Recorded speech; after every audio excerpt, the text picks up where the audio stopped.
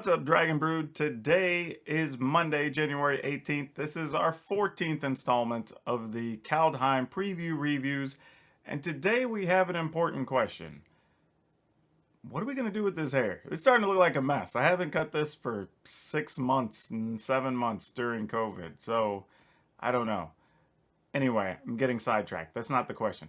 The question is, what else still remains to be previewed in this set? Because we're seeing lots of crazy cards now. We're starting to see a lot of stuff get filled in.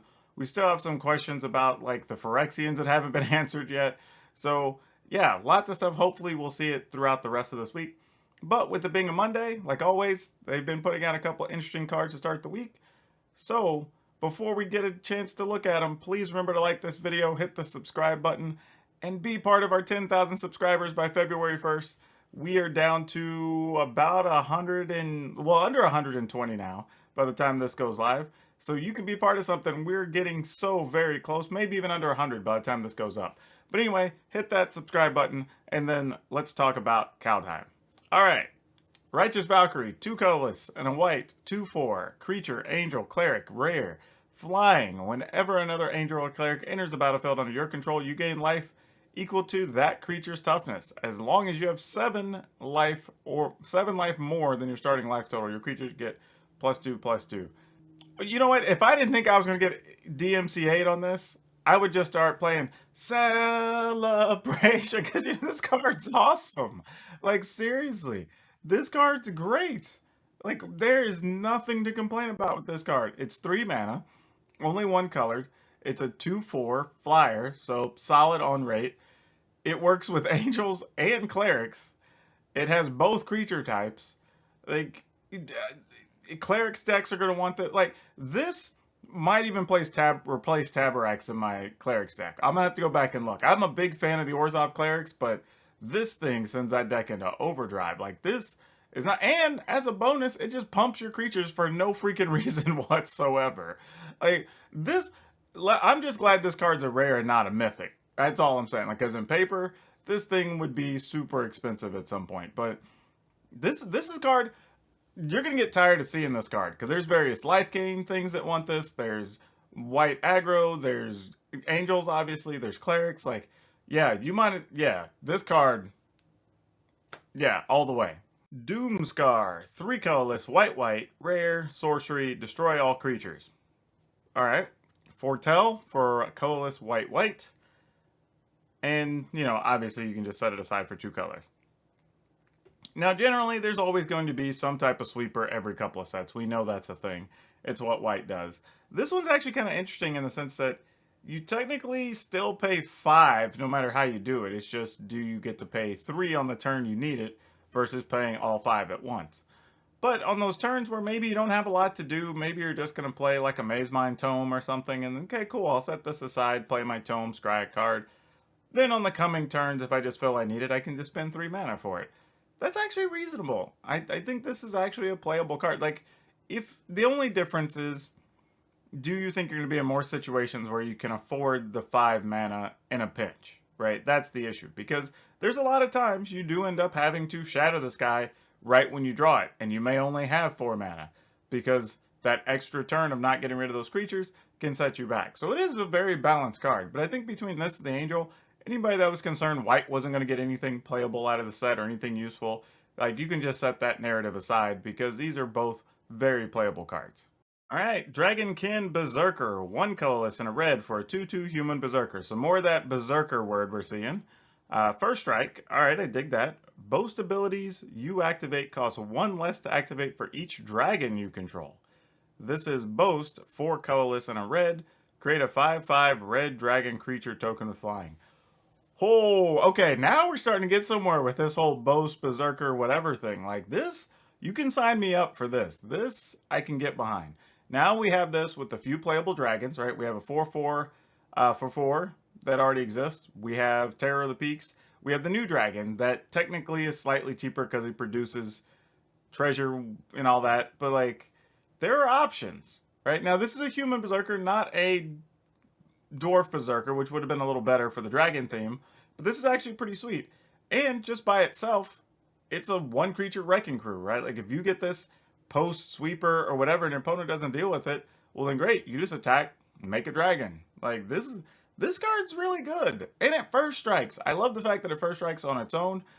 So far, I don't remember seeing anything that pumps Berserkers in particular, so that's a little bit of a pain. But if you had something, could be pretty nice. But having more first strikers is always a good thing.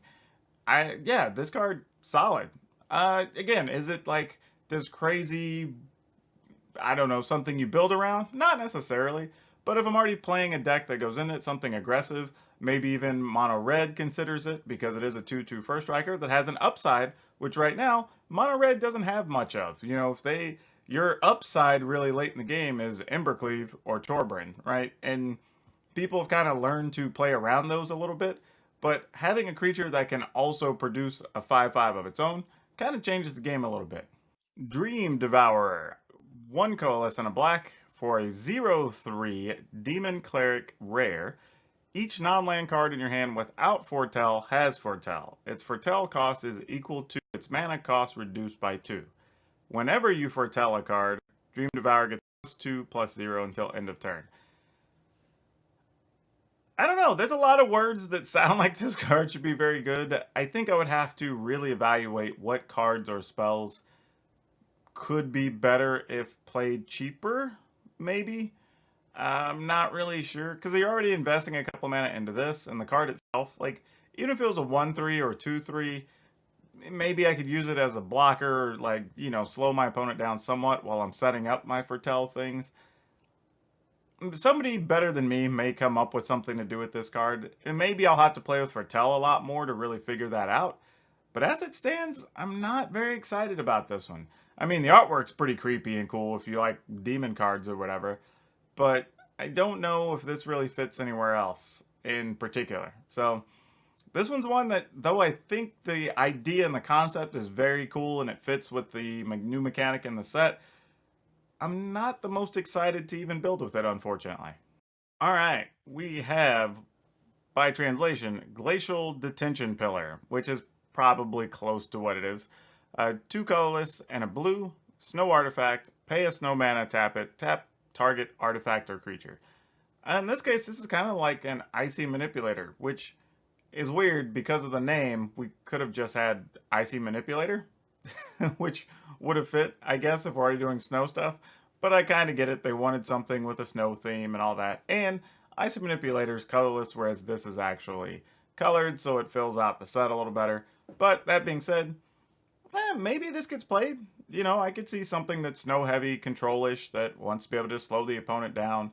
Or maybe tap down a big artifact that's making mana for you or whatever. So, yeah, I could see this getting played. Am I excited about it? Not really, but it's probably got a use. And the last card we're going to cover today is Berserker, God of Tales. Each time you cast a spell, you add red mana. You don't lose this mana as steps and phases end. You can boast your creatures up to 2 times each turn. Now this is actually pretty sweet, right? This starts changing the game for what we can do with boast stuff. Like, that's pretty cool. Something we hadn't seen yet. It's a 3/3 for 3, which is actually really reasonable. It's a double-sided card, so you don't necessarily have to worry about getting stuck with it. And in general, just getting to add mana and get to keep it is pretty sweet, right? Because you can also play this on 3, maybe play something else, then you attack, you use that extra mana with the previous boast creature you had. Like, there's a few little tricky things this could probably do. And then we actually have a backside, which is Harnfell, Horn of Abundance, which is discard a card, exile the top 2 cards of your library. You may play those cards this turn.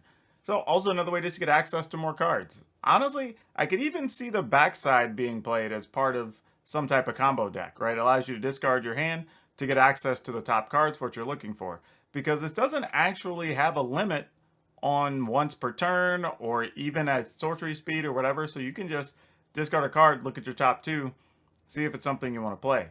Even more so, and here's what's a little bit scary, is like it looks like you would be able to just, if you had instant speed draw spells or any kind of draw spells, assuming you had the mana, you could just draw, get rid of those cards you drew, use those to hunt for your combo piece or whatever.